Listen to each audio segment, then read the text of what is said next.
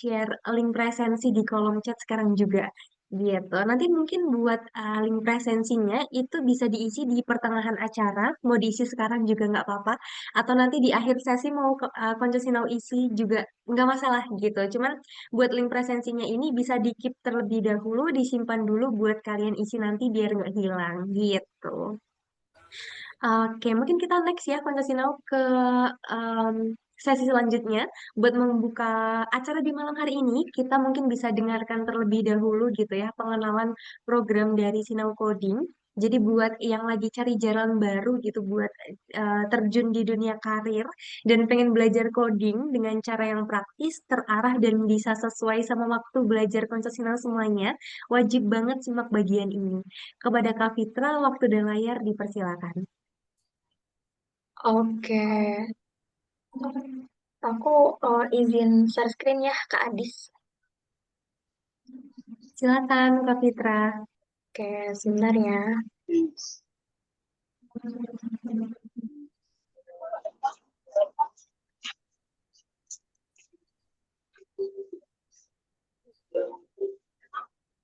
Apakah sudah terlihat Konco Sinau? Sudah terlihat jelas, Kak Fitra, bisa Oke, dilanjutkan. udah terlihat jelas ya. Oke, sebelumnya terima kasih ya kepada Mbak Adis atas waktu yang telah diberikan. Halo Konco Sinau semuanya, selamat malam. Perkenalkan. Aku yang bantu jawab atau mau Kak Fitra langsung yang jawab, bisa banget. Oke, mungkin kalau misalnya mau tanya-tanya lebih lanjut itu bisa langsung chat admin aja kali ya, biar lebih private ya gitu. Bener banget. Jadi mungkin buat Konco Sinau nanti kalau misalnya ada pertanyaan terkait bootcamp, kemudian ada yang mau tanya promonya masih berlaku nggak nih Kak? Gitu bisa banget langsung chat aja admin Sinau Coding. Nanti buat nomor WhatsApp-nya itu sudah ada di grup WhatsApp webinar ke-21 kita gitu. Nanti kalau misalnya buat konco Sinau yang mau tanya-tanya tentang usia, itu kita juga terbuka dari 18 sampai 30 plus. Jadi kalau misal ada yang usianya 25 ke atas, itu masih bisa banget ikutan bootcamp kita. Nanti ada juga bakal kita bantu buat proses job konektornya. Seperti itu konco Sinau semuanya. Jadi buat Kak Fitra, terima kasih banyak untuk penjelasannya.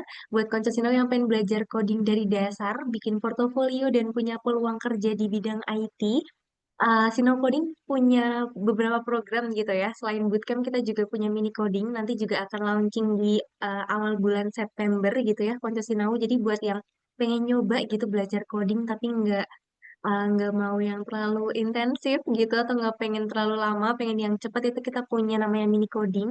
Itu harganya cuma 99.000. Jadi kalau misalnya Konjasino mau icip-icip dulu kelas bootcamp kita itu bisa banget di mini coding kayak gitu. Dan kabar baiknya buat peserta webinar ke-21, kalian dapat promo spesial, promo 17-an ya, tadi masih berlaku. Itu dapat harga 2,7 aja dari harga 5 juta gitu.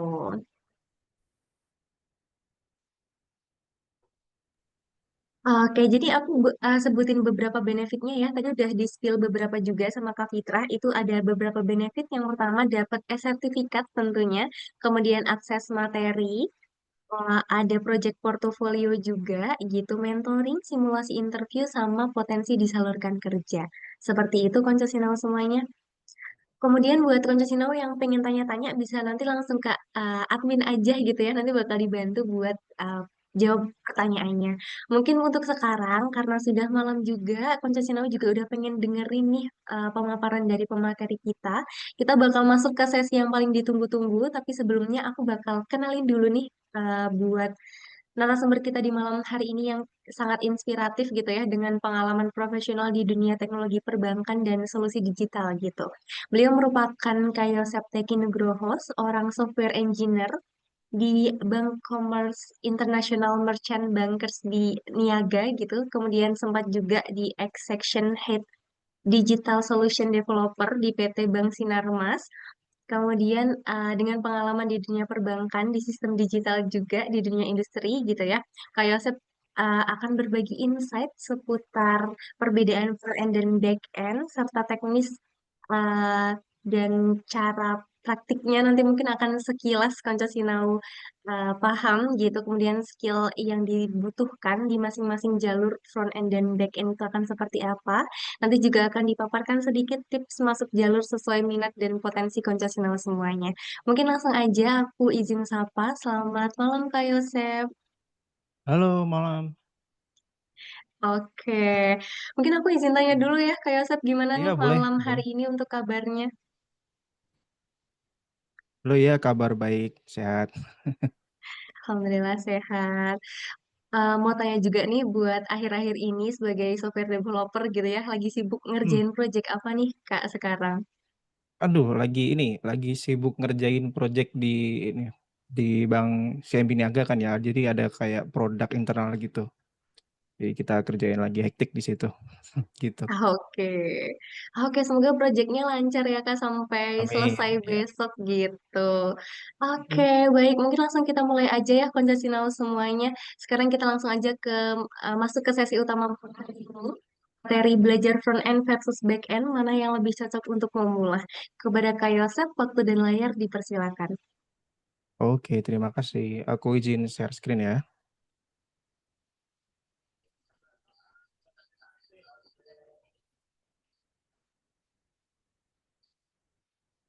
Halo teman-teman, bakal udah kelihatan share screen-nya? Sudah terlihat Kak Yosef. Oke, oke. Ya, halo, salam kenal semuanya. Konco-konco sinauku. Oke, jadi itu jargonnya dari Sinau Coding ya.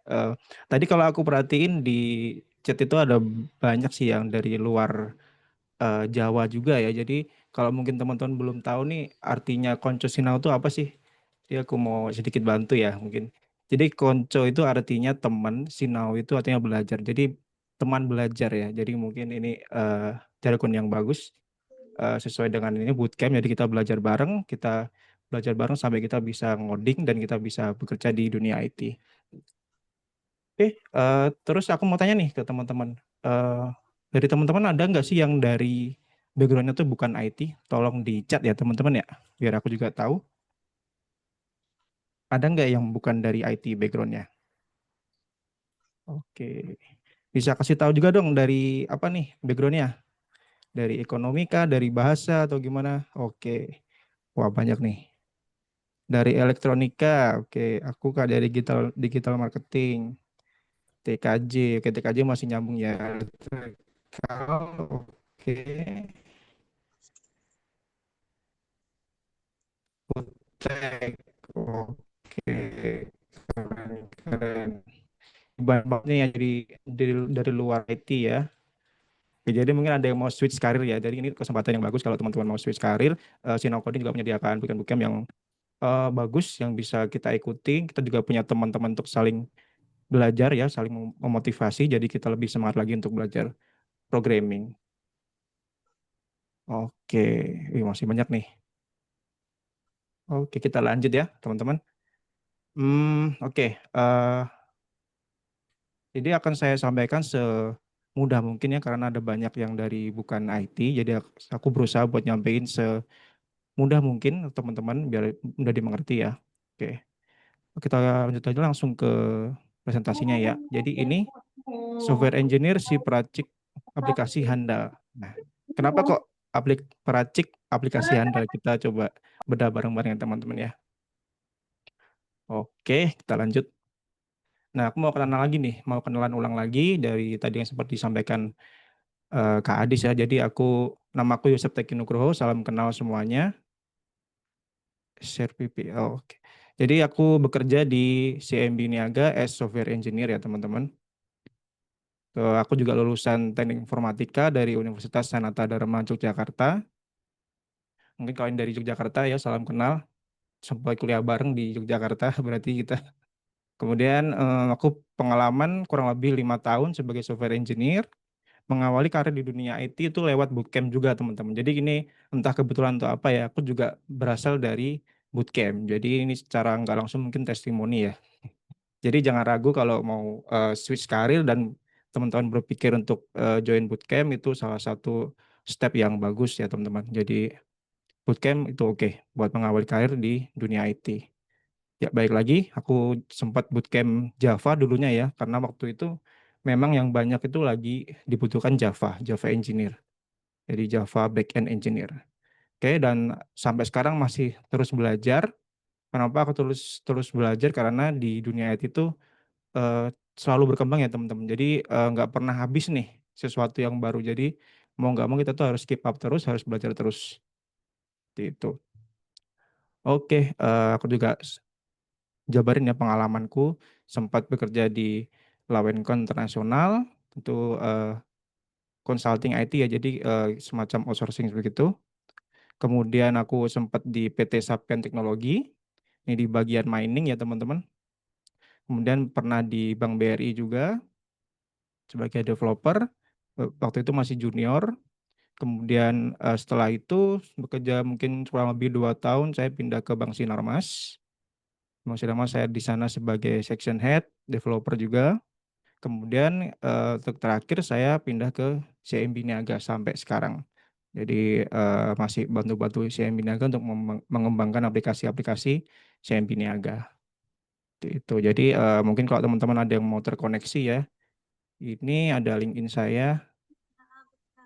Silakan connect kalau mungkin mau tanya-tanya lebih lanjut ya teman-teman. Oke, kemudian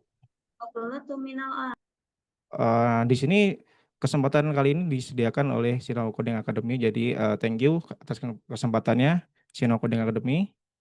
Kita coba kayak. Nah, ini jadi teman-teman bisa pilih ya nanti ya setelah penjabaran aku, kalian bisa mau masuk ke jalur yang mana, kalian bisa pilih dari bootcamp yang tersedia dari Sinau Coding. Oke, kita lanjut. Oke, pertama kita mulai dari pengertian software engineer. Jadi apa sih software engineer itu?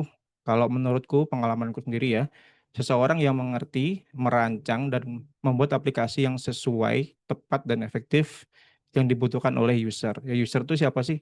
User itu ya yang merequest aplikasi ke kita. Jadi kalau misalkan kita anggaplah freelance nih, di website freelance kan ada itu yang memposting dibutuhkan front end engineer untuk membuat aplikasi misalkan login ya. Nah, itu jadi dia tuh berfungsi sebagai user kita. Jadi kita membuatkan aplikasi untuk mereka begitu. Itu sedikit pengertian dari user ya. Jadi yang menggunakan jasa kita. Seperti itu. Kemudian lalu tugas-tugasnya apa aja sih sebagai software engineer? Jadi yang pertama itu kita mendengar kebutuhan user akan sebuah sistem atau aplikasi. Jadi ketika user itu minta tolong dong buatin aplikasi, kita tuh yang di request tuh apa aja tuh. Jadi harus kita aktif mendengar dan mengerti secara mendalam ya teman-teman. Soalnya itu akan berpengaruh ke poin yang kedua. Nah, yang poin kedua itu adalah menjadi konsultan dan perancang sebuah sistem dalam perancangan sebuah sistem. Nah, kenapa menjadi konsultan? Karena selain kita cuma mendengar nih ya, kita bukan cuma mendengar, sorry. Itu kita juga aktif memberikan saran teman-teman. Jadi misalkan user minta fitur A, B, C, dan menurut kita itu fitur yang C itu kurang perlu. Jadi kita juga harus menyediakan feedback ke user supaya aplikasi ini efektif gitu. Kemudian mengeksekusi pengembangan sebuah sistem. Jadi selain kita mendengar, kita juga memberi saran, kita juga mengeksekusi pengembangan dari sebuah sistem itu yang di request oleh user. Ini adalah sesi mengodingnya ya teman-teman ya. Oke, selanjutnya selain mendengar, menjadi konsultan dan ikut dalam pengembangan, kita juga memelihara dan melakukan peningkatan sebuah sistem. Jadi ketika produk ini sudah selesai, aplikasi selesai, kita juga harus bertanggung jawab untuk memaintain aplikasi ini terus berjalan sampai waktu yang nggak ditentukan. Jadi misalkan kayak let's say Facebook itu juga dia kan selalu on ya, itu kalau down pun pasti banyak yang komplain kan. Nah, itulah tugas-tugas kita. Jadi selain kita membuat, kita juga harus bertanggung jawab untuk memaintain supaya selalu on ya teman-teman, online. Tuh, nah selain kita memelihara, kita juga melakukan peningkatan. Kalau teman-teman perhatiin Facebook zaman dulu sama sekarang itu pasti beda jauh secara tampilan, secara performa. Nah, itulah yang dikatakan peningkatan. Jadi tampilannya pun menyesuaikan dengan zaman ya. Jadi semakin simple atau mungkin ada yang glossy-glossy atau gimana, itu mengikuti selera dari user dari zaman ke zaman ya teman-teman. Nah, selain itu juga makin ketatnya persaingan antar software ya teman-teman, kayak sosmed kita juga harus meningkatkan performa. Jadi kalau aplikasinya lemot kan kita pasti pindah nih ke aplikasi yang lain ya. Ngapain pakai ini lemot banget, mending udah sebelah. Nah, gitu. Itulah di situ perlunya peningkatan, teman-teman. Oke, kita lanjut. Nah, mungkin udah banyak yang denger ya soal analogi software engineer dan restoran ya teman. Tapi kita coba dalami lebih lagi ya teman-teman. Bayangin teman-teman lagi di restoran. Oke, ketika pertama duduk pasti kan yang disuguhkan adalah buku menu. Di buku menu ini ada nama menunya apa, ada gambar menunya seperti apa, ada harganya, dan macam-macamnya teman-teman. Jadi kalau teman-teman perhatiin pasti dibuat semenarik mungkin yang kita tuh jadi pengen buat pesan menu yang ini nih gitu, yang paling menarik di mata gitu. Dan juga pastikan dari gambarnya, penempatan nama menunya, dari penempatan harganya, itu disusun rapi senyaman mungkin dilihat di mata teman-teman.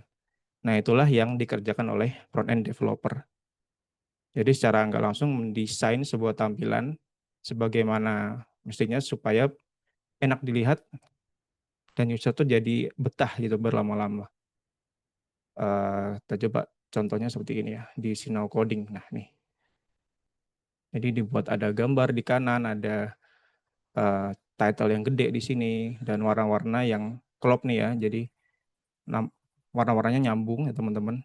Terus ada di sini icon-icon yang rapi, ada polanya seperti itu. Jadi itulah tugasnya front-end engineer. Itu. Nah, kalau di sini saya tulisnya merancang tampilan antar muka pengguna yang interaktif, intuitif, dan menarik secara visual bagi pengguna. Oke, kita lanjut ke dapur nih. Di dapur ada koki. Nah, kayak koki itu sama halnya seperti back-end engineer atau back-end developer. Karena dia yang meracik data-data, itu digabung-gabungin datanya supaya nanti bisa disuguhkan ke user yang pakai aplikasi di front end-nya nanti. Nah, seperti ini. Jadi kayak eh, misalkan ada nasi goreng nih. Nasi goreng kan kita masak dulu di belakang ya. Bahannya ada mungkin ada bawang, ada nasi, dan sambal macam-macam.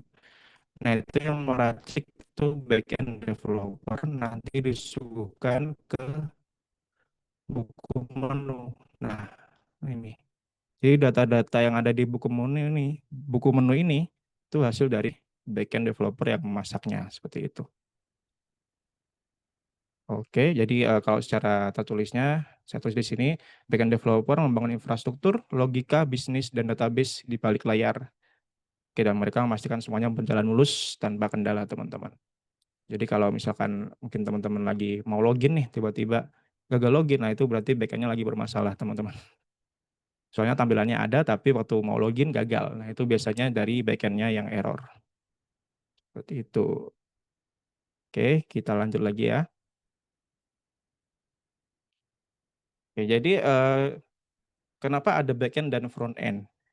Kalau menurut saya sendiri itu adalah pecahan dari software engineer supaya antara backend maupun front end itu punya job desk-nya yang jelas, yang masing-masing udah terpisah. Jadi bisa lebih fokus, lebih efektif waktu pengerjaannya ya teman-teman. Nah, karena yang biasanya suka backend nih, yang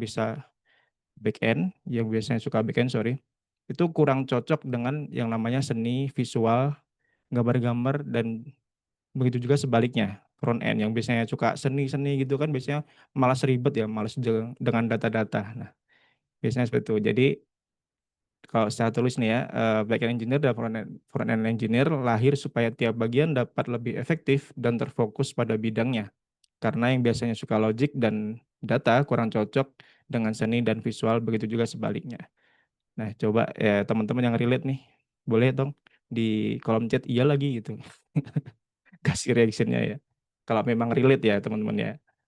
Oke, kita lanjut lagi ya. Nah, kalau dari analogi yang yang tadi teman-teman. Kira-kira ada nggak sih yang kurang gitu dari penjelasan tadi? Apa sih yang missing dari analogi di restoran tadi? Ada yang kurang nggak dari analogi tadi? Jadi ada menu, ada kokinya. Nah, apa yang kurang nih? Coba teman-teman jawab ya di kolom chat ya. Kita tunggu 15 second. Coba mungkin ada yang mau menebak apa sih yang kurang dari analogi yang tadi. Coba kita balik ya, mungkin biar lebih kebayang. Nah, ini apa nih yang kurang nih? Iya betul. Jadi ada banyak yang answer itu pelayannya ya, yang jawab itu pelayannya yang kurang betul. Jadi yang missing adalah pelayan. Nah, ini pelayannya yang kurang. Oke, kita lanjut ya. Jadi kalau kita kembali lagi ke analogi tadi, yang kurang adalah pelayannya yang mengantarkan hidangannya ke meja makan kita, teman-teman. Jadi ketika kita duduk nih mau pesan, kita dikasih menu, di menu itu kita lihat-lihat mana yang paling kita pengen, terus kita pesan nih ke pelayannya. Lalu nanti pelayannya menyampaikan ke koki, si user mau pesan nasi goreng. Nanti koki yang masak, nanti juga setelah selesai, pelayan juga yang mengantarkan ke meja makan. Begitu. Nah, itu disebutnya API, teman-teman. Di Application Programming Interface ya, teman-teman. Itu kepanjangannya. Jadi ini adalah penghubung antara front-end dan back-end. Jadi ketika front-end mendesain visualnya, nanti API yang mengantarkan datanya ke back-end yang mengolah datanya, dan meraciknya nanti kembali lagi ke user untuk ditampilkan. Itu. Jadi menyampaikan ke dapur, lalu mengantarkan hidangan yang sudah jadi ke meja. Peran ini seperti API yang bangun jembatan komunikasi antara back-end dan front-end, supaya data mengalir dengan lancar. Oke, kita lanjut ya. Ya, itulah titik temu antara back-end dan front-end engineer. Jadi API itu adalah Application Program Interface ya, teman-teman. Nah, ini ada sebuah protokol untuk memungkinkan back-end dan front-end saling bertukar informasi agar aplikasi itu berjalan lancar sesuai ekspektasi. Seperti itu. Nah, di API ini ada beberapa jenis, teman-teman ya. Jenis protokolnya ada REST, ini di tahun 2000-an, ada SWAP, itu dari 98, ini udah jadul, teman-teman. Jadi aku dulu sempat ngoding pakai SWAP ini. Mungkin sekarang udah nggak ada ya. Sekarang paling populer itu adalah REST API. Tuh. Kemudian juga ada Garen ya. Jadi kalau biasanya REST API ini tanya ke user, nanti si front end yang meraciknya biar ditampilkan itu lebih bagus. Nah, kalau GraphQL ini si front end nanti bisa meracik sendiri pengennya apa aja. Jadi ketika si back end ngasih itu udah sesuai dengan kebutuhan, nggak berlebihan. Itu sekilasnya ya. Kemudian ada RPC. RPC ini jadul tapi dia diperbarui sama Google ya menjadi gRPC.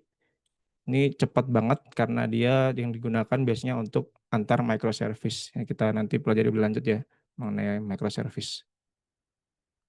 Oke, jadi yang paling sering ditemui sampai sekarang itu adalah REST API. Jadi nanti kalau teman-teman belajar coding, kemungkinan besar akan memakai REST API untuk komunikasi antara backend dan frontend. Oke, kita lanjut. Nah, kalau udah analogi tadi udah mulai kebayang nih ya flow-nya seperti apa dalam aplikasi itu. Jadi ini aku jabarin lagi. Anggaplah ini UI-nya ini adalah front end-nya ya teman-teman yang sudah didesain. Mungkin di sana ada tombol login, ada form, lalu ada submit button-nya untuk login ya teman-teman. Jadi ketika kita klik login, ini akan mengantarkan data kita itu memakai API yang tadi, itu diselipkan di internet teman-teman. Jadi itu via internet, nanti akan diantarkan ke server. Server ini nanti yang mengelola adalah backend ya teman-teman. Jadi nanti mungkin si A login dan nanti dikirim ke API, nanti API ke backend bilang nih ke database, ada nggak yang login dengan nama A, misalkan gitu. Nanti diolah di sini ya. Jadi kalau misalkan ada nanti dibalasnya nanti pindah ke login halaman home. Kalau nggak ada nanti ditendang, nggak boleh login seperti itu. Jadi secara keseluruhan flow-nya teman-teman.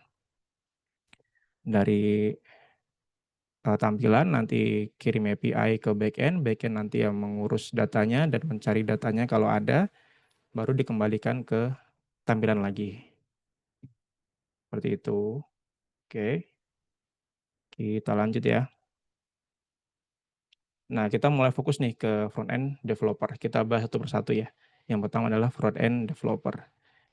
Nah, apa sih front-end developer itu? Yaitu adalah software engineer yang berfokus pada pengembangan user interface. User interface itu adalah tampilan teman-teman ya, yang berinteraksi langsung dengan pengguna. Nah, kita kan langsung berinteraksi nih dengan produknya front-end engineer ya. Jadi seperti ini contohnya. Nah, ini adalah tampilan Facebook teman-teman. Jadi front end itu yang tugasnya mendesain, di sini ada form, di sini ada mungkin input kata sandi, kemudian ada tombol masuk dan macam-macamnya teman-teman. Oke, balik lagi ke slide.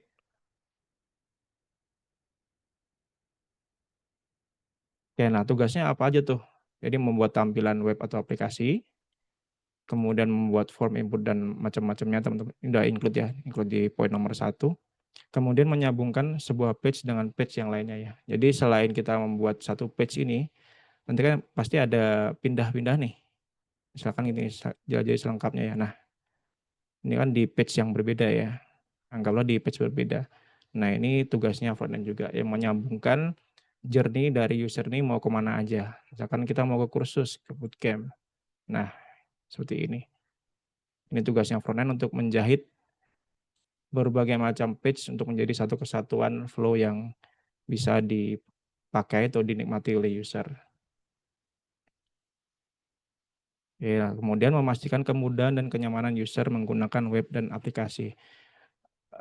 Nah, ini kemudahan dan kenyamanan ini juga sangat penting teman-teman ya. Ketika kita mendesain sebuah website atau aplikasi. Jadi kalau kita lihat di beranda ya coba. Nah, kalau warnanya seperti ini kan kita juga nyaman ya memandangnya. Kalau misalkan ini background-nya merah aja, pasti kan juga sakit di mata kan ya. Jadi background pun juga ada alasannya kenapa dia putih, kenapa dia ada spacing di sini ya. Jadi itu juga ada seninya teman-teman. Ini juga disusun sedemikian rupa, ada gap-nya supaya lebih enak dipandang. Bayangin aja kalau ini nggak ada spasinya, langsung dempet aja gitu.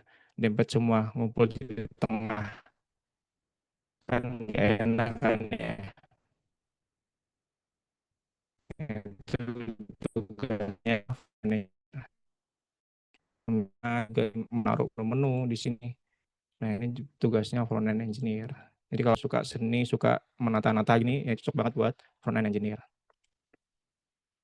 Nah, terus kalau kita mau belajar FE gimana nih, Mas Bro gitu kan. Nah, itu yang pertama adalah basic programming ya, teman-teman. Jadi kita belajar dulu basic programmingnya kayak if else, condition dan macam-macamnya, looping dan teman-temannya juga teman-teman ya.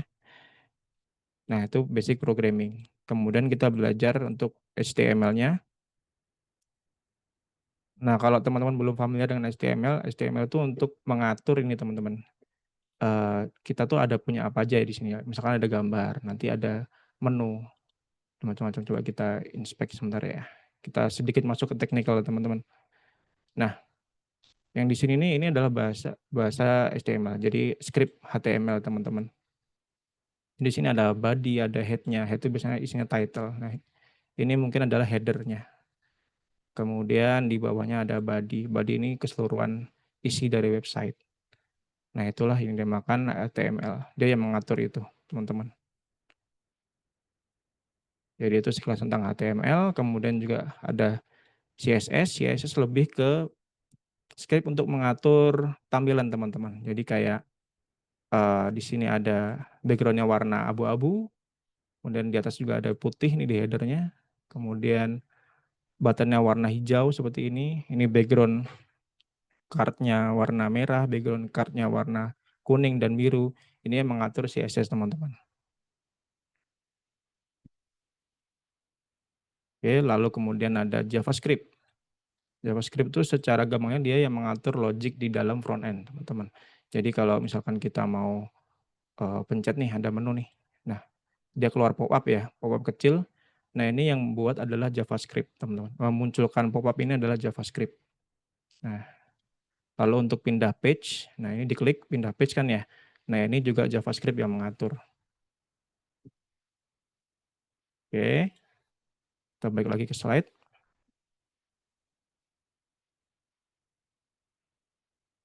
Dan juga ada, oh ini sorry ini salah nih, ini juga harusnya JavaScript. Ini sama ya teman-teman ya. Nah, kalau mau keseluruhan gimana Mas ininya, roadmap-nya atau mungkin cara belajarnya itu apa aja sih? Nah, kita coba tes di sini ya. Ini ada roadmap.sh/frontend ya. Jadi kalau teman-teman mau belajar mungkin secara keseluruhan akan ditampilkan di sini. Nah, ini juga harusnya udah dirangkum sedemikian rupa oleh Sinau Coding teman-teman. Jadi nggak perlu mikirin ribet-ribet, udah tinggal join aja nanti bakal diajarin dari nol sampai bisa ngoding front end teman-teman. Udah dirangkum di kelas-kelas bootcamp-nya Sinau Coding. Nah, di sini mungkin aku jelasin sedikit ya. Belajar dari basic internetnya, apa itu domain, apa itu hosting, dan macam-macam. Kemudian belajar HTML, seperti yang tadi saya jelaskan, CSS, ada JavaScript, dan lainnya yang sudah versi advance teman-teman ya. Oke, balik lagi ke slide kita ya. Nah, jadi itu roadmap-nya yang perlu dipelajari sebagai front end. Di sini juga aku tampilin ini ada beberapa tools yang dipakai oleh front end ya teman-teman. Jadi ada React, Vue.js, Angular, Flutter, React Native, JavaScript, HTML, dan CSS. Jadi tadi di Sinacoding juga ada menyediakan React ya teman-teman ya.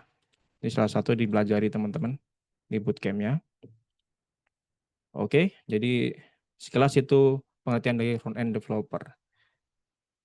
Oke, masih amankah teman-teman? Masih mengikuti? Tolong absen ya, mengikuti bro gitu di kolom chat. Oke, sambil kita lanjut ya teman-teman. Nah, terus plusnya apa nih dari front end developer? Tadi sempat aku lihat di chat ada yang mau cari uang tambahan belajar front end. Nah, gitu.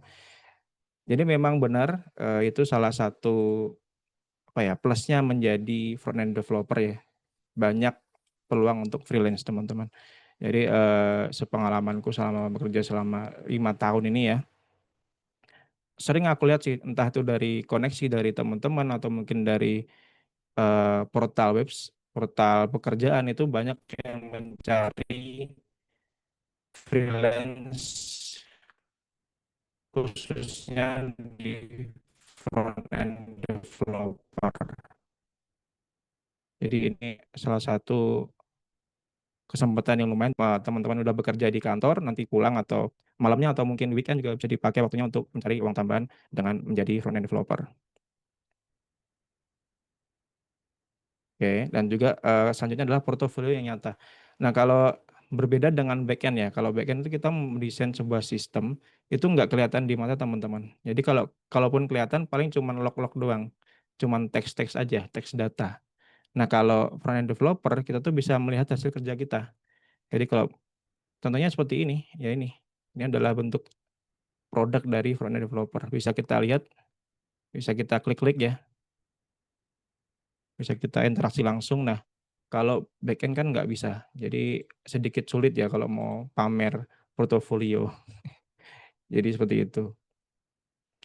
Oke, kita lanjut. Kita masuk ke backend developer.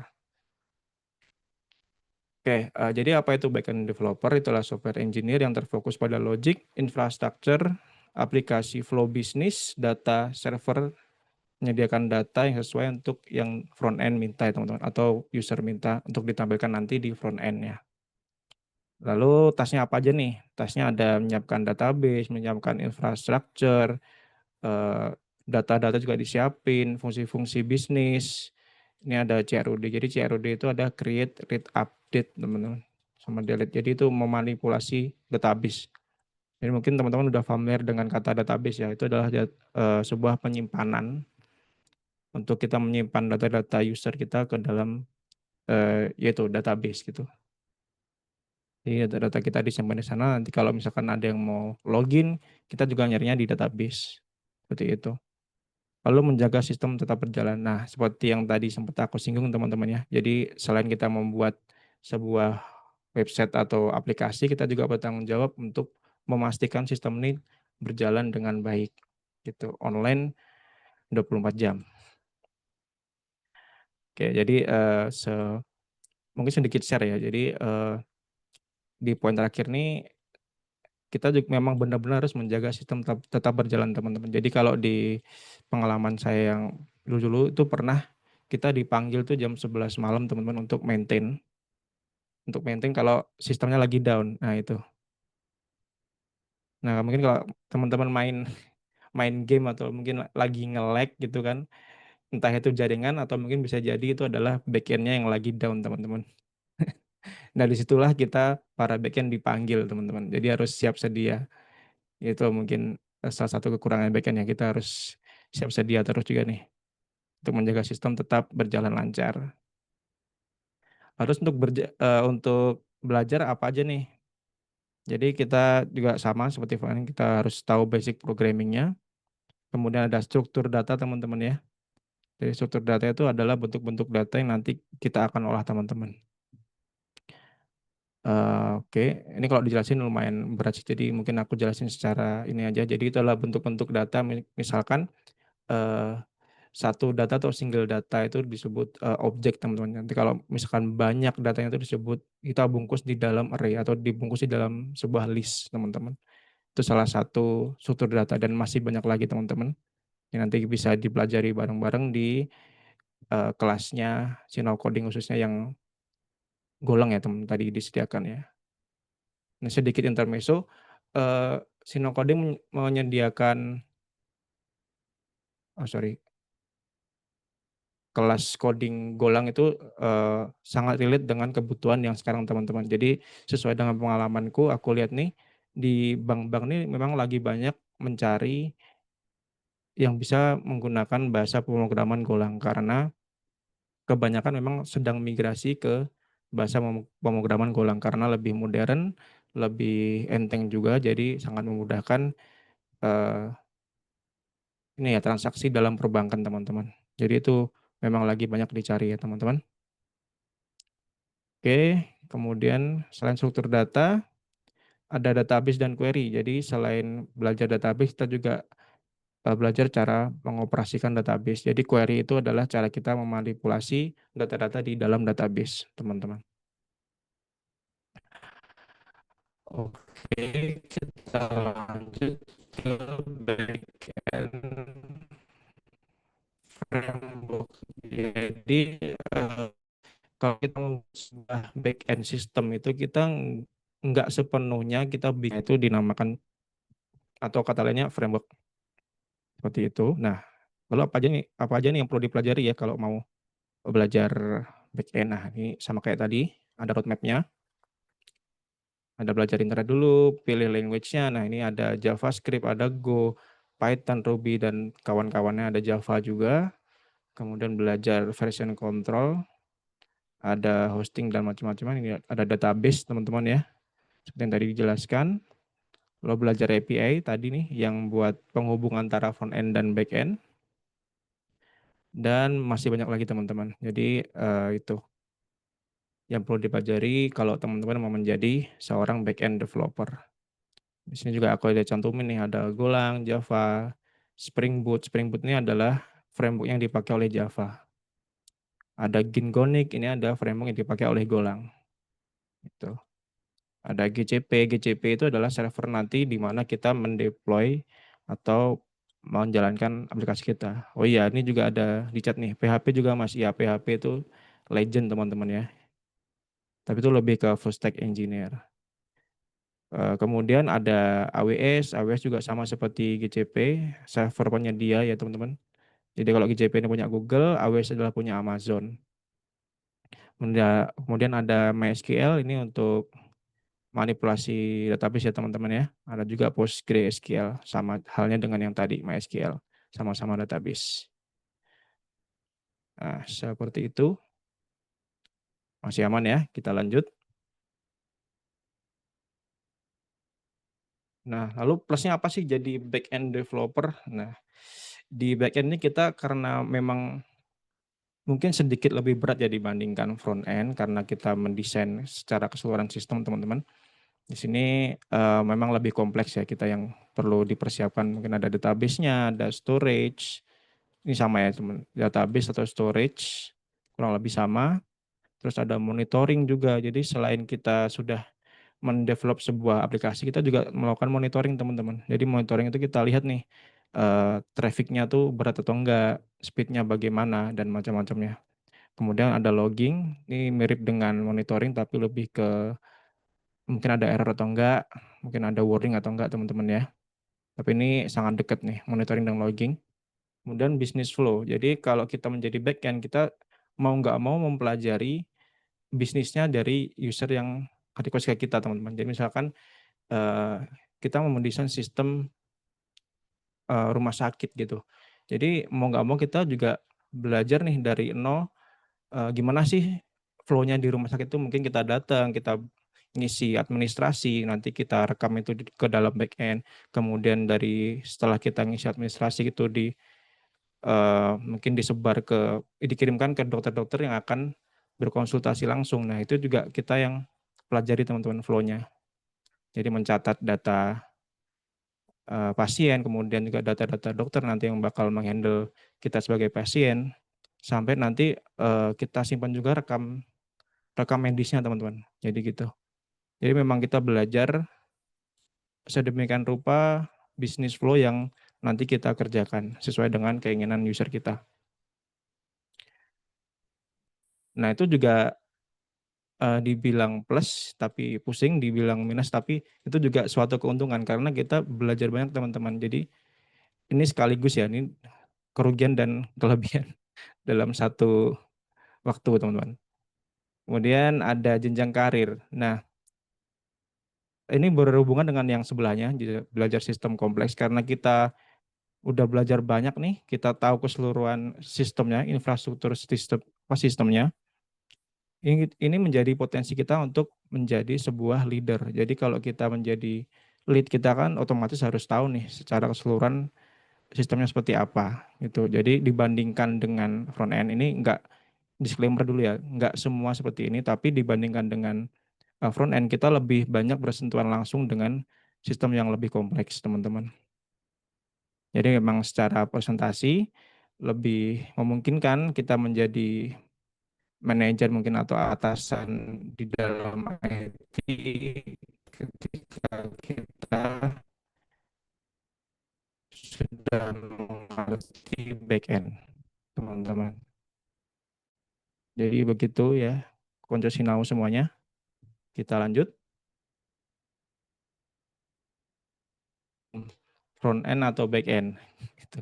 Nah, coba boleh spill dong di chat teman-teman milih mana nih front end atau back end. Sejauh ini dari pemaparan yang udah aku jelaskan, teman-teman lebih cenderung kemana nih? Ke front end atau back end?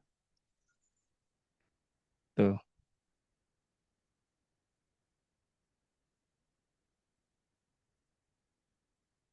Iya, ada yang dua-duanya Bang, full stack. Jadi dua-duanya itu adalah full stack teman-teman ya.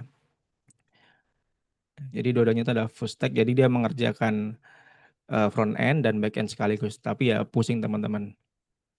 Tapi kalau untuk teman-teman yang baru belajar, baru mau masuk dunia IT nih, mending aku sarankan pilih salah satu dulu teman-teman ya. Jadi biar terfokus belajarnya, biar nggak bingung terlalu banyak informasi yang masuk, biar nggak kelabakan teman-teman, pilih salah satu aja, mana yang menurut kalian cocok dahulu. Dipelajari dulu sampai teman-teman PD, baru nanti belajar ke sisi yang sebelahnya. Kalau misalkan teman-teman dari front end nanti belajar back end lagi, kalau back end juga belajar front end lagi. Seperti itu. Sama seperti kayak saya dulu ya teman-teman. Jadi dulu tuh saya paling pengen tuh sebenarnya jadi front end karena ya itu secara portofolio kelihatan teman-teman. Cuman berjalannya waktu mau nggak mau kayaknya belajar back end dan akhirnya malah sudah memantapkan diri di back end. Jadi lebih banyak pekerjaan saya di back end. Oke, jadi ini banyak nih teman yang membalas ya. Dua-duanya Bang, tim front end. Pernah full stack pusing ke ubun-ubun ya, benar. Memang banyak tanggung jawabnya kalau full stack teman-teman ya. Oke. Oke, kita lanjut ya teman.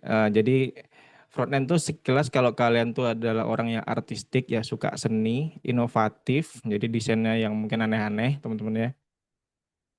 Kemudian suka berinteraksi dengan visual. Jadi kayak teman-teman tuh peka dengan warna yang enak tuh kayak apa, dengan bentuk-bentuk kart-kartnya nih kayak gini kan namanya kart teman-teman. Satu kart nih di desainnya seperti apa, ada lengkungannya di pojok-pojok nih nggak lancip, itu juga salah satu yang dikerjakan oleh front end developer teman-teman. Misalnya kayak ini nih, buttonnya tumpul seperti ini ya, kotak tumpul kayak gini. Nah itu juga salah satu pekerjaannya front end developer. Kemudian untuk back end, kalau kalian tuh orangnya terstruktur teman-teman, jadi rigid, terorganisir, suka memecahkan teka-teki. Nah, kenapa memecahkan teka-teki? Nah, ini berkaitan dengan tadi yang masalah flow bisnis teman-teman. Jadi kalau kita mengerjakan sesuatu back end nih, itu memang kita dipaksa untuk mengerti keinginan user teman-teman. Jadi dari journey-nya mungkin kalau kita mau login itu nanti benar-benar kita jabarin dari awal kita masukin data kita nih, email kayak ini ya. Nah, gini. Atau kata sandi juga nanti kita masuk ini nanti dicari ke server itu itulah flow-nya teman-teman. Jadi gampang gampang susah teman-teman. Seperti itu. Kemudian kita lanjut ya. Nah, apakah tren IT di 2025 masih oke untuk orang IT? Menurut saya sih masih ya dan seterusnya. Tadi sempat disinggung juga oleh uh, moderator kita yaitu membutuhkan 600.000 talenta digital baru setiap tahun. Jadi memang banyak sih ketinggalan kita untuk ininya talenta digital teman. Jadi eh, menurut saya sih memang ke depannya orang itu akan lebih apa ya lengket atau mungkin beririsan langsung dengan teknologi teman-teman karena sekarang kemanapun kita pergi kan juga bawanya HP teman-teman. Jadi selalu di mana-mana tuh ada teknologi, ada IoT dan macam-macam. Jadi pasti makin banyak dibutuhkan teman-teman kalau kita belajar IT itu. Jadi nggak akan ada matinya selama masih ada teknologi teman-teman. Walaupun ada AI pun menurut saya AI itu malah menjadi partner kita dalam membangun sebuah uh, produk teman-teman. Jadi aplikasi gitu. Jadi saya juga hari-hari kalau kita bekerja juga sangat dibantu dengan AI teman-teman. Jadi lama-lama kayak dulu lagi, kita tinggal nyuruh aja AI, saya mau bikin logic untuk login misalkan. Nah, itu udah dibuatin, nanti kita tinggal nyambung-nyambungin aja teman-teman. Jadi bukan menggantikan kita, tapi kita jadi punya asisten teman-teman, jadi punya tools tambahan teman-teman. Oke. Nah ini juga dibahas AI-nya ya, jadi integrasi AI dan machine learning. Nah untuk kesini kita juga harus punya basic programming teman-teman. Nah salah satunya yang kita butuhkan untuk start adalah belajar front end dan back end dahulu teman-teman. Sebelum kita lebih advance lagi ke masalah AI, kita harus belajar dasarnya dulu, basic programming teman-teman. Oke, kita lanjut. Nah itu tadi ya, karir abadi, IT itu gak akan pernah mati dan tergantikan dengan teknologi yang baru. Karena memang kita apa ya, langsung berpartner dengan teknologi-teknologi yang baru. Jadi itu sebagai partner kita untuk terus maju teman-teman. Jadi tidak akan pernah diganti sih oleh AI menurut saya ya. Teknologi terus berkembang, peran IT tidak akan hilang teman-teman. AI tidak akan menggantikanmu tapi menjadi alat bantu yang membuat pekerjaan lebih efisien, tetapi tetap perlu basic IT teman-teman. Jadi gimana kita bisa beradaptasi. Oke, nah ini juga sedikit tips lagi, pilih front end jika kamu punya minat artistik dan visual, suka membuat hal yang indah dan mudah dipakai, suka berinteraksi langsung dengan hasil kerja yang dapat dilihat teman-teman ya. Dan pilih back end kalau kamu berpikirnya terstruktur dan suka logis, suka teka-teki. dan tertarik dengan kompleksitas di balik layar. Jadi memang ada beberapa orang tuh memang semakin semakin ribet tuh semakin tertarik teman-teman. Ada orang seperti itu teman-teman ya. Halo, apakah masih terputus-putus? Sore ini mungkin jaringannya kurang baik ya saya ya. Sudah terdengar Kak Yosep. Oke, oke kita lanjut ya. Nah ini sebagai penutup jadi front end atau back end itu bukan versus teman-teman, itu adalah saling melengkapi teman kita benar-benar partner satu sama lain saling melengkapi. Jadi kalau misalkan memang suka front end ya silakan ambil front end, nanti kalau back end juga back end, jadi mereka akan bertemu melalui API teman-teman, lalu menghasilkan sebuah aplikasi yang dapat kita nikmati teman-teman. Jadi tidak ada yang lebih baik, hanya yang lebih cocok untukmu. Jadi pilih yang cocok ya, karena itu sangat mempengaruhi kinerjamu nanti teman-teman. So, saatnya ambil langkah awal, kenali diri konco sinau masing-masing, apa yang kalian suka, dan mulai belajar secara konsisten, teman-teman. Dan sedikit tips untuk memilih front end dan back end ya. Saranku tuh bikin project sederhana aja, teman-teman. Misalkan kayak bikin form login ya, seperti ini. Bikin aja project sederhana, bikin login seperti ini, nanti sampai ke back end-nya teman-teman. Jadi kalau misalkan kalian lebih enjoy ketika mengerjakan front end, ya silahkan kalian ambil jalur front end. Kalau misalkan lebih enjoy mengenai data-data login dan macam-macamnya, teman-teman bisa coba dulu di back end. Nah nanti kalau udah menguasai salah satu, silahkan coba menyicipi yang bidang sebelahnya. Seperti itu. Oke, so saatnya ambil langkah awal ya teman-teman. Terima kasih untuk waktunya. Tadi saya kembalikan.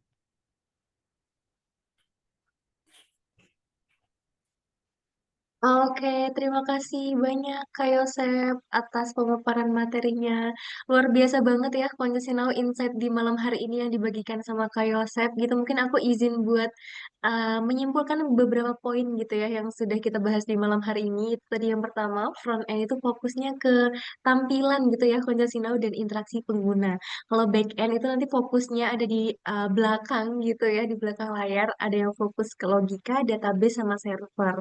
Ya, Kemudian betul. buat pemula itu sebaiknya bisa mengenali minat dan kekuatan diri masing-masing gitu sebelum memilih jalur karir. Tadi sudah diarahkan sama Kak Yosep, bisa mungkin Konco Sinau bisa pilih ke back end gitu ya, biar bisa ngerti gimana sih sebuah web itu bisa terbentuk kayak gitu. Sama yang kedua, Ya, sama-sama punya prospek karir yang besar juga di dunia IT buat kedua jalur tadi, front end dan back end. Gitu. Tadi terakhir juga dapat quotes ya Konco Sinau dari Kak Yosep, karir itu karir abadi tidak akan mati oleh teknologi baru gitu. Jadi buat Konco Sinau yang mau mulai gitu ya berkarir di dunia IT, tapi takut gitu tergantikan sama AI misalnya, kayak gitu, kita tidak tenang aja teman-teman. Kita tidak akan tergantikan oleh teknologi baru itu sendiri. Kayak gitu. Oke, keren banget Konco Sinau semuanya. Boleh minta tepuk tangannya dulu buat Kak Yosep nih, di react dulu, keren banget. Oke, mungkin uh, setelah ini kita masuk ke sesi tanya jawab ya Kak Yosef. Mungkin ada beberapa ya dari boleh. Konco Sinau yang sudah mengumpulkan pertanyaannya tadi. Sudah ada yang raise hand nih Kak Yudi. Boleh banget setelah ini kita akan buka sesi tanya jawab buat Konco Sinau yang punya pertanyaan seputar materi malam hari ini dari Kak Yosef, bisa langsung raise hand seperti Kak Yudi, atau yang belum bisa on mic bisa banget nanti ditulis aja di kolom chat. Nanti akan aku bacakan satu-satu pertanyaannya. Oke, mungkin kita awali dulu dari pertanyaan Kak Yudi. Silahkan bisa langsung on mic aja.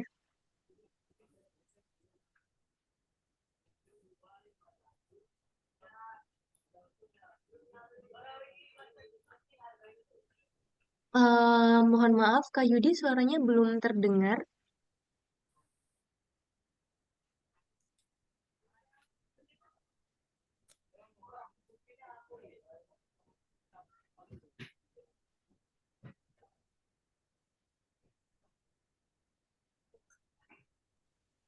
Oke, sepertinya masih belum terdengar. Nanti mungkin apabila sudah dibenarkan dulu untuk audionya, apabila sudah benar mungkin bisa raise hand kembali ya Kak Yudi.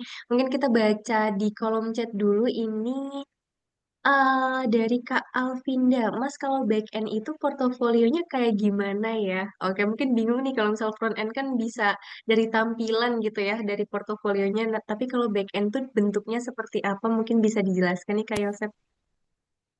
Oke, oke Mas Alvinda ya. Jadi kalau back end itu kayak yang tadi sempat saya singgung ya teman-teman. Jadi memang kita nggak langsung kelihatan banget ini sih portofolionya. Jadi kita dalam bentuk project ya teman-teman. Jadi kalau nanti misalkan Alvinda buat sebuah project Golang misalkan itu akan ada folder-foldernya ya. Jadi ada di dalamnya mungkin ada file-file Golangnya, ada logiknya macam-macam. Nah itu seperti itu teman-teman. Jadi kayak folder-folder itu kalau mau dibayangkan ya secara gampangnya mungkin aku menjelaskan supaya teman-teman yang di luar IT juga kebayang. Jadi nanti bakal ada sebuah folder-folder yang di dalamnya ada file-file. Nanti kalau dijalankan itu akan jadi sebuah aplikasi teman-teman. Seperti itu secara singkatnya ya. Oke, semoga bisa menjawab nih Kak Alvinda. Nanti apabila ada pertanyaan tambahan, mungkin bisa dikasih aja pertanyaan tambahannya, follow up questionnya di kolom chat, nanti akan aku bacakan ulang. Gitu. Mungkin kita bisa move ya, Kak Yosep, ke pertanyaan selanjutnya. Ini dari Kak Yudi, Boleh. mungkin sudah bisa on mic, atau mau dibacakan saja buat pertanyaannya?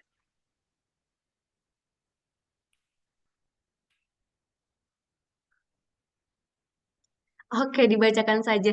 Aku izin bacakan ya buat Kak Yosep. Ini ada dari Kak Yudi, ada dua pertanyaan. Yang pertama, dengan adanya beberapa bahasa pemrograman apa yang pas untuk dipelajari oleh pemula? Kemudian yang kedua, saya pernah coba buat website sekolah. Saya pakai ChatGPT dan akhirnya dalam waktu 2 bulan dan siap online. Saya mengerti beberapa istilah coding, tapi nggak ngerti coding dan ketika error 2/3 hari baru bisa ketemu errornya. Menurut Masnya, agar supaya cepat dan paham dalam menangani masalah error, apakah cara belajar saya benar atau tidak? Kemudian, bagaimana cara menemukan masalah errornya? Oke, agak panjang ya, Kak Iya, Yosep. Mungkin agak bisa panjang nih. iya, dibantu jawab satu Oke. persatu. Oke, oke.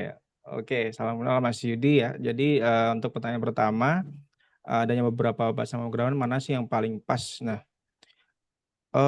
sebenarnya mungkin bisa dicoba ya, kalau mungkin yang setahu saya itu yang populer tuh ada Java, ada Golang, sama ada JavaScript ya, itu dengan Node.js. Nanti coba Mas Yudi bikin, eee, mungkin ada looping atau gimana ya, saya kurang yakin juga mau buat fitur login atau bagaimana, terserah. Jadi dibuat dulu dalam 3 bahasa tersebut. Jadi misalnya dibuat pakai pakai Golang, dibuat pakai Java, dibuat pakai Node.js. Nanti Mas Yudi yang paling cocok dengan Mas Yudi. Soalnya itu lebih ke selera masing-masing teman-teman ya. Jadi karena secara sintak memang lebih singkat dan mudah dimengerti. Nah, tapi juga belum tentu sama halnya kalau dengan Mas Yudi. Mungkin Mas Yudi lebih yang suka terperinci seperti Java, jadi lebih detail, lebih panjang sintaksnya begitu. Jadi itu lebih ke selera masing-masing. Kalau secara pribadi ya, kalau mungkin nanti udah bekerja di kantor atau mungkin di sebuah software house atau bagaimana itu nanti ditentukan oleh software house-nya mau memakai bahasa pemrograman apa. Kalau untuk sekedar project santai, project pribadi nanti Mas bisa pilih yang sesuai dengan selera Mas yang suka gitu. Yang sukanya pakai apa. Itu yang nomor satu ya. Kemudian yang nomor dua, pernah buat website pakai ChatGPT jadi dalam 2 bulan siap online, tapi waktu error kesusahannya. Nah, itulah perlunya kita belajar basic programming, teman-teman. Seperti yang tadi aku jelasin ya di slide, yang paling pertama itu adalah belajar basic pemrograman. Karena bagaimanapun juga AI itu adalah partner kita, bukan kita serahkan pekerjaan langsung ke mereka ya, teman-teman, ke AI-nya langsung. Jadi kalau dibilang jadi memang jadi, tapi kalau ketika ada problem atau apa, kita bakal kesusahan sendiri. Contohnya seperti yang dialami oleh Mas Yudi. Jadi kita harus tahu basicnya dulu, jadi ketika kita membuat program, kita tinggal, meminta tolong asisten kita yaitu AI untuk membantu kita. Bukan, asistennya yang mengerjakan secara keseluruhan, tapi waktu error kita malah kesusahan sendiri, begitu. Ya semoga menjawab ya, Mas Yudi. Oke, terima kasih Kak Yosef atas jawabannya. Semoga bisa menjawab ya Kak Yudi. Jadi tadi yang pertanyaan pertama itu mungkin bisa disesuaikan sama selera gitu ya. Nanti bisa pakai Golang atau Java buat back end. Kemudian yang kedua mungkin bisa diotak-atik dulu, jangan langsung pakai AI gitu ya, biar tahu nih errornya di mana. Nanti kalau misal udah stuck banget gitu, baru bisa minta bantuan ke AI gitu ya Kak Yosef tadi. Betul, harus dari basicnya Oke, dulu. semoga bisa membantu ya Kak Yudi. Kita move ke pertanyaan selanjutnya ini dari Kak Muhammad Rihan. Izin bertanya Kak, maaf belum bisa on mic. Oke, pertanyaannya, ketika kita melamar kerja front end di perusahaan, nanti kita di training lagi dengan environment yang ada, atau langsung dilepas dan ngerjain sesuatu. Dan biasanya kalau untuk new employee itu bakal dikasih task modelan seperti apa ya? Terima kasih. Oke, mungkin bisa langsung dibantu jawab kayak Seth. Oke, oke. Ya, selamat malam Mas Muhammad Rehan ya, izin menjawab. Ketika kita melamar atau kita masuk ke sebuah perusahaan, kita biasanya punya senior teman-teman. Jadi, kita akan dikasih, eee, pekerjaan yang mudah-mudah dulu, mungkin bikin bikin 1 halaman dulu, mungkin 2 halaman dulu, yang enteng-enteng aja ya dulu ya. Nah, lalu kemudian nanti seiring berjalannya waktu kita akan mulai dilepas teman-teman, dan itu normalnya seperti itu teman-teman. Tapi saya juga pernah di kondisi di mana, eee, benar-benar dilepas nih. Nah, itu harus bagaimana? Itu biasanya kita coba, follow up lagi ke lead kita teman-teman. Kita harus bagaimana dalam menghadapi situasi seperti ini. Jadi kalau misalkan memang nggak ada senior, nah itu mungkin kita bisa, lebih ini ya, lebih effort lagi dalam mempelajari, program yang sudah ada di perusahaan waktu itu. Jadi kita harus mempelajarinya lebih, effort lagi teman-teman karena memang nggak ada senior ya. Karena kalau ada senior kita bisa bertanya-tanya kan, cuman kalau kita memang nggak ada senior dan langsung dilepas, nah itu kita baiknya sih konsul ke leader kita teman-teman. Semoga menjawab ya. Oke, terima kasih Kak Yosep atas jawabannya. Semoga membantu ya Kak Rehan. Jadi tadi kalau misal di perusahaan itu biasanya kalau misal baru masuk pasti ada seniornya, kita pasti akan di onboarding dulu gitu ya, dikasih pekerjaan atau proyeknya itu yang ringan dulu gitu. Nanti seiring berjalannya waktu mungkin akan sedikit demi sedikit pekerjaannya akan bertambah gitu ya Kak Yosep tadi. Gitu. Oke, next lagi kita move ke pertanyaan selanjutnya. Oke, ini ada yang raise hand, mungkin bisa langsung on mic aja buat Kak Asto, silahkan. Kak Yosep boleh. Hai, halo semuanya, selamat malam. Lupa. Silakan Mas Hasto. Selamat malam, Kak Asto. Kak Yosep cerita dong gimana dulu sejarahnya bisa sampai ke sekarang back end ya? Betul, back end. Oh, sekarang hingga sampai ke back end apa dulu pernah nyobain front end terus hingga akhirnya bisa comparing antara back end sama sama front end terus pengalaman bukan spiritual, eksperimennya lah. Pengalaman eksperimen di front end sama di back end. Boleh diceritain dong. Terima kasih. Oke, langsung saja ya Kak. Oke. Terima kasih pertanyaannya Mas Asto ya. Coba aku jelasin dari gimana sih awalnya dulu tuh kok bisa sampai jadi back end ya teman-teman.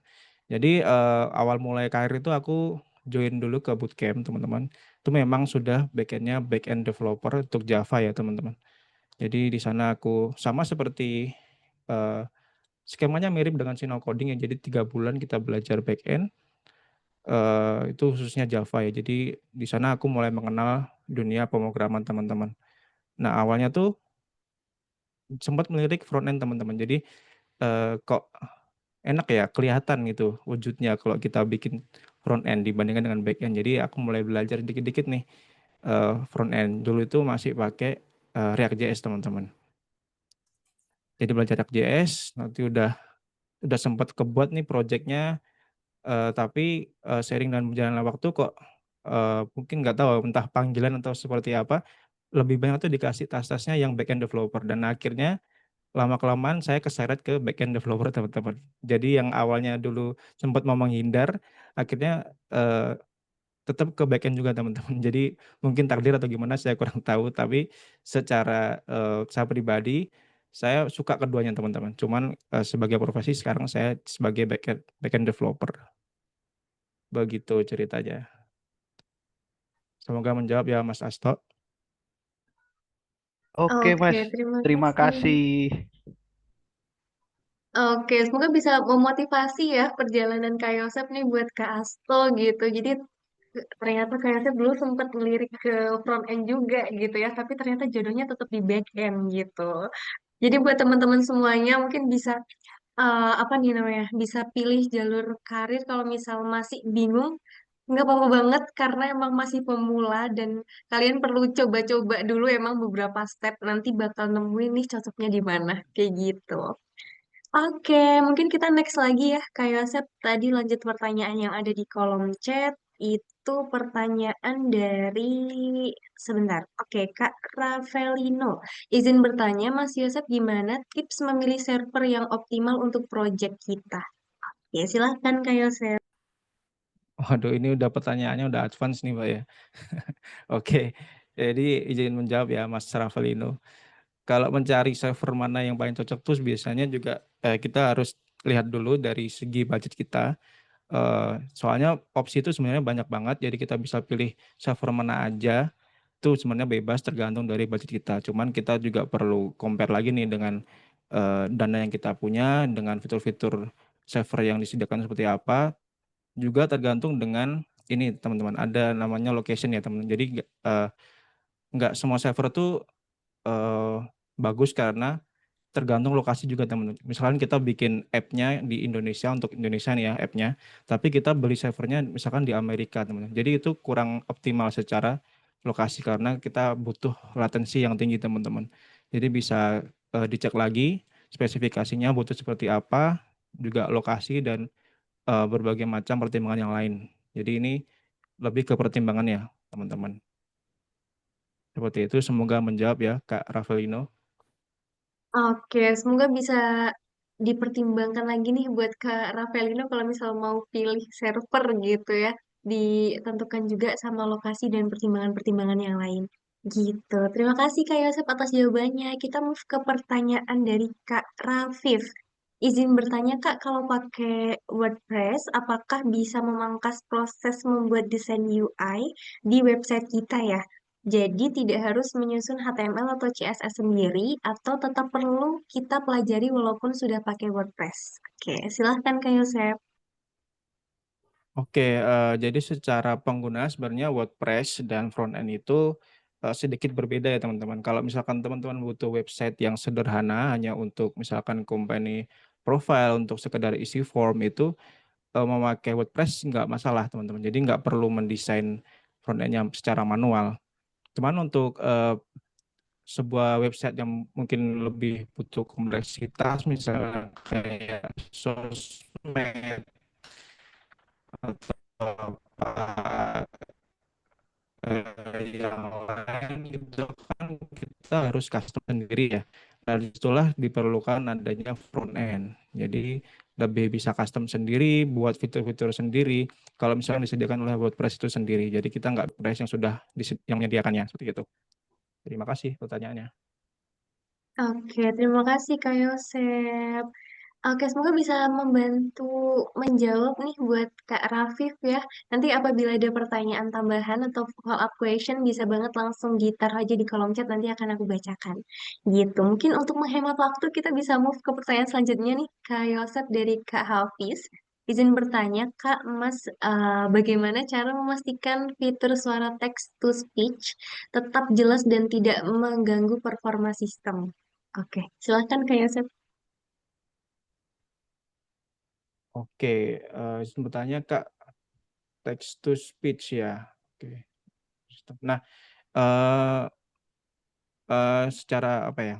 Jujurnya saya belum pernah sih mengerjakan fitur mengenai text to speech ya. Cuman mungkin bisa saya kira-kira karena ini berkaitan dengan suara itu biasanya terpengaruh juga dengan CPU dan spesifikasi komputer yang server yang teman-teman pakai ya. Jadi mungkin bisa dipertimbangkan lagi memakai library mungkin yang lebih ringan atau menggunakan framework yang lebih ringan untuk mengelola si text to speech-nya. Jadi bisa dicek-cek lagi, mungkin ada opsi yang lain ya. Jadi pilih yang mana yang paling cocok dengan sistem yang akan dikembangkan supaya tidak terlalu membebani entah itu CPU-nya atau servernya. Semoga menjawab ya, Mas Hafiz.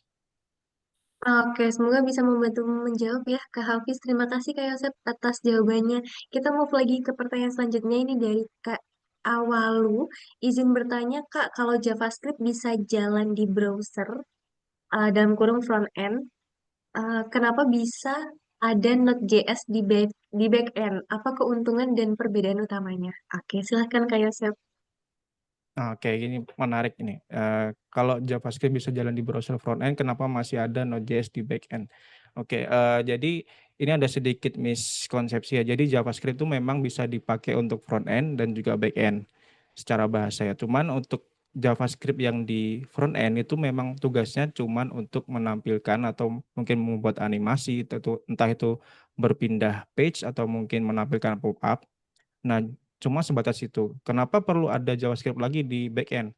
Karena JavaScript yang di backend itu digunakan untuk mengakses database, itu mungkin memanggil service yang lain, atau mungkin mengkoneksikan dengan mungkin mengunduh gambar dan macam-macamnya, fitur-fitur yang tidak bisa dijalankan di browser, teman-teman. Jadi memang khusus untuk mengolah data saja untuk yang Node.js-nya. Semoga menjawab ya. Oke, terima kasih Kak Yosep atas jawabannya. Jadi ternyata JavaScript itu bisa jadi tech stack dua role gitu ya, bisa di front end sama back end kayak gitu. Jadi semoga tadi pertanyaan dari Kak Awalu bisa terjawab gitu ya. Kita move lagi ke tiga pertanyaan terakhir. Ini ada dari Kak Sofia Tulloh. Izin bertanya, untuk penerapan verifikasi hak akses role based access control pada aplikasi web, sebaiknya dilakukan front end atau back end ya, Kak? Oke, silahkan. Oke, ini sangat teknis ya. Oke, Mas Sofiulo, Mas Sofiulo saya kurang tahu. Jadi ini saya izin menjawab. Jadi untuk role based access control itu biasanya kita masukkan di back end karena kalau di front end itu rawan di otak-atik ya, mungkin ada attack atau bagaimana. Jadi kita antisipasinya tuh di back end diverifikasi atau mungkin lebih baik ada dua tempat ya. Jadi diverifikasi di front end juga ada di back end untuk lebih amannya lagi. Ya, semoga menjawab ya, Kak Sofiulo. Oke, terima kasih Kak Yosep atas jawabannya. Jadi biar lebih aman bisa kalian taruh di back end gitu ya Kak Yosep tadi jawabannya. Mungkin kita next lagi ke pertanyaan kedua terakhir gitu ya, karena di live YouTube ternyata belum ada yang bertanya. Jadi kita fokus ke Zoom dulu aja gitu. Dari Kak Georgius Radi, oke. Izin bertanya, Kak, saya belum begitu mengerti cara kerja dari peran APA dalam menjembatani antara back end dan front end. Apakah ini juga punya beberapa jenis atau versi sendiri dalam menyesuaikan penggunaannya? Oke, mungkin bisa dibantu jawab, Kak Yosef.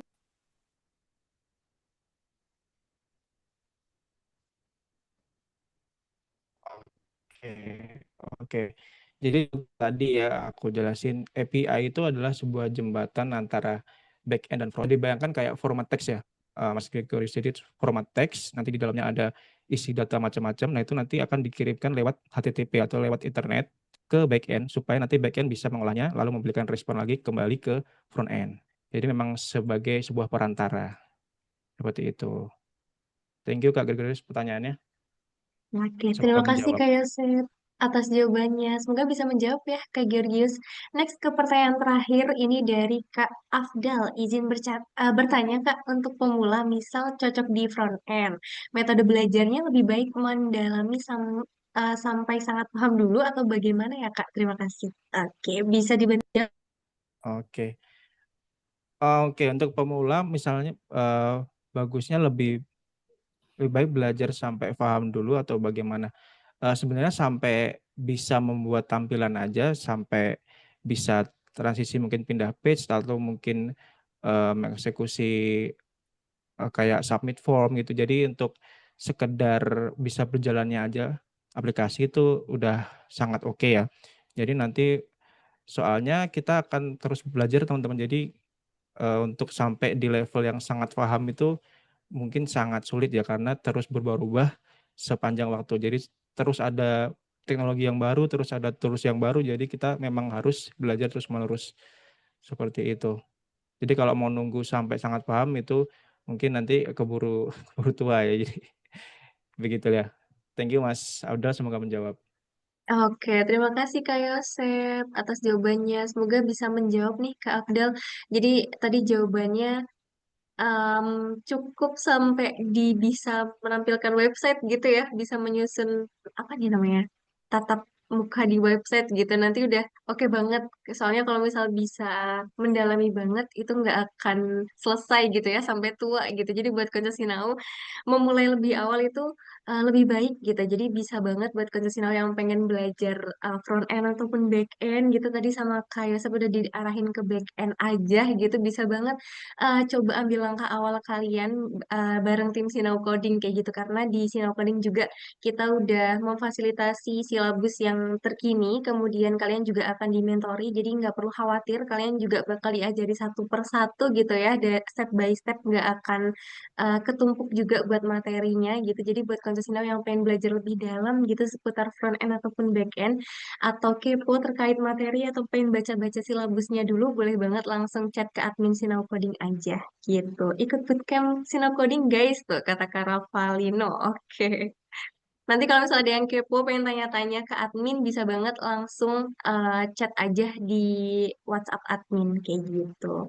Oke, mungkin pertanyaan dari Kak Afdal barusan menutup sesi Q&A di malam hari ini ya, konsultasi semuanya. Terima kasih banyak Kak Yosep untuk jawaban-jawaban yang menginspirasi konsultasi semuanya di malam hari ini gitu. Nggak kerasa kita ternyata udah sampai di penghujung acara gitu ya konsultasi. Tapi sebelum benar-benar berpisah gitu, mungkin aku pengen mengabadikan momen bareng Koncasinau semuanya gitu. Mungkin yang belum on cam bisa on cam dulu karena kita akan foto bareng gitu ya. Nanti kita akan foto pakai 3 gaya. Jadi boleh banget kalau misal Koncasinau mau usul pakai gaya bapak-bapak atau pakai gaya apa nih? Pakai gaya sarangnya itu juga boleh banget. Di komen aja nanti biar bisa kita foto bareng gitu. Sama buat yang terakhir, Koncasinau semuanya jangan lupa klaim isi presensi buat klaim sertifikat. Link absensinya udah ada di kolom Zoom.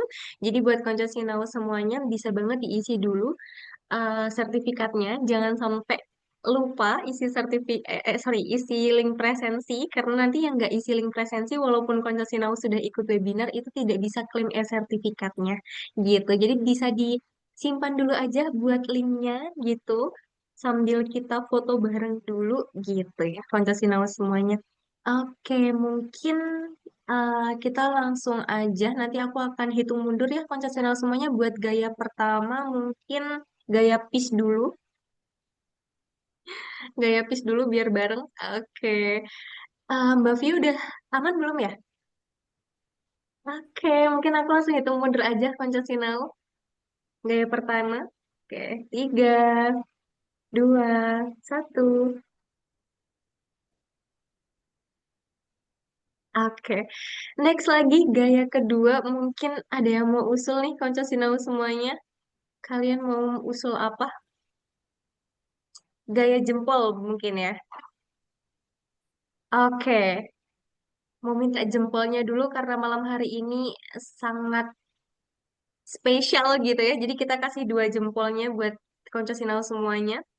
Oke, aku hitung mundur ya. Konco Sinau 3, 2, 1. Oke, gaya terakhir nih. Gaya terakhir mungkin dari Kak Yosep ada yang mau request? Kayak love aja, sarangi. Oke, sarangnya.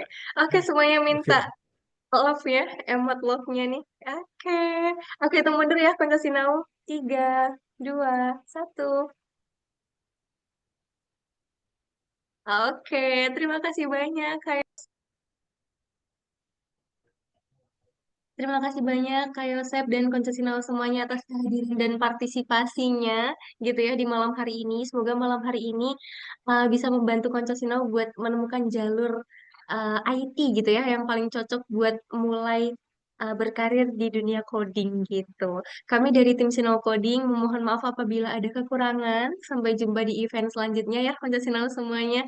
Tetap semangat belajar dan tetap berkembang. Terima kasih sekali lagi untuk Kak Yosep sudah mengisi webinar Sinau Coding di malam hari ini. terima kasih juga buat Konco Sinau. Semoga materinya sangat bermanfaat ya, bisa buat bekal Konco Sinau semuanya gitu. That's all everyone. Terima kasih banyak. Selamat beristirahat Konco Sinau. Wassalamualaikum warahmatullahi wabarakatuh. Terima kasih, Kak.